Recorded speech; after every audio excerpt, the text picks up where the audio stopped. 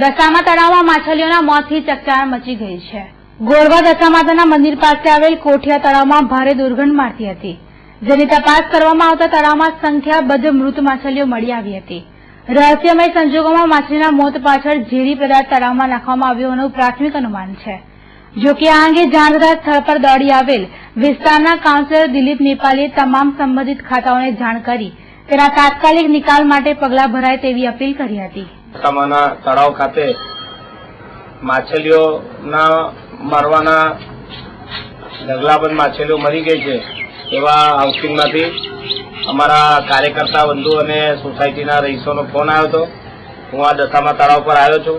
અધિકારીઓને, તંત્રને, ફાઇલેરિયાને, ફાયરને બધાને જાણ કરી છે અને જે કંઈ બી થશે એનો યોગ્ય નિકાલ કરવાની એ લોકોએ બાંહેધરી આપી છે।